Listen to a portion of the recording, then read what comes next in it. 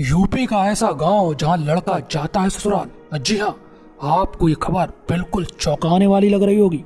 वैसे तो लड़की अपने ससुराल जाती है शादी के बाद, लेकिन एक यूपी का ऐसा गांव भी है जहां लड़का ससुराल जाता है। भारत में कई हिस्टोरिकल प्लेस हैं जिनके बारे में जानकर आश्चर्य होता है। भारत में कई ऐसे गांव हैं और शहर हैं जो अपनी अनोखी परंपराओं के लिए जाने जाते हैं। इसी अनोखी परंपरा के लिए उत्तर प्रदेश का एक गांव सोशल मीडिया पर चर्चा का विषय बना हुआ है। इस गांव के बारे में जानकर आप आश्चर्य में पड़ जाएंगे। दरअसल उत्तर प्रदेश के इस गांव में 40 से भी अधिक दामादों का घर है। सबसे बड़ी बात यह है कि इस गांव का नाम भी बदलकर अब दामादनपुरवा कर दिया गया है। यह अनोखा गांव उत्तर प्रदेश के कानपुर जिले में अकबरपुर तहसील क्षेत्र में है, जहां करीब 70 घर हैं और 500 लोग रहते हैं। सबसे हैरान करने वाली और अनोखी बात यह है कि यहाँ पर 70 में से 40 घर सिर्फ दामादों के हैं। आइए जानते हैं उत्तर प्रदेश में स्थित अनोखे गांव के बारे में कुछ रोचक तथ्य। एक रिपोर्ट के मुताबिक बुजुर्गों का कहना है कि साल 1970 से इस गांव के दामाद आते जाते रहते हैं और उनका सिलसिला अब बिल्कुल स्थायी होता जा रहा है।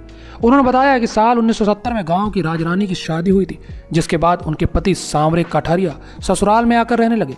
बताया जाता है कि सांवरे कठहरिया के पास ज्यादा जमीन नहीं थी, तो उनको गांव के करीब जमीन दी गई। राजरानी की शादी के बाद गांव की कई बेटियों की शादी की गई और उनके पति भी यहां आकर जमीन लेकर रहने लगे। तब से ही ये परंपरा धीरे धीरे बढ़ती चली गई और साल 2005 तक 40 घर इस गांव के दामादों के हो गए। यहाँ पर रहने वाले सबसे उम्रदराज दामाद 78 साल के हैं। इस गांव में तीसरी पीढ़ी दामादों की हो चुकी है। इस गांव का नाम सुनते ही लोगों की हंसी छूट जाती है।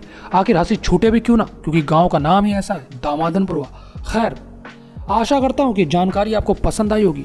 ऐसी और जानकारी को जानने के लिए देखते रहिए हमारी वीडियो। और हाँ, वीडियो को शेयर करना बिल्कुल ना भूलें और आप कमेंट करके ज़रूर बताएं आप में ऐसे कोई भी व्यक्ति जो इस गांव के बारे में जानते हैं या इस गांव से रिलेटेड कुछ भी महसूस करते हैं, तो कमेंट बॉक्स में आके कमेंट करें ताकि आपका रिव्यू, आपके विचार हम तक पहुंच सकें।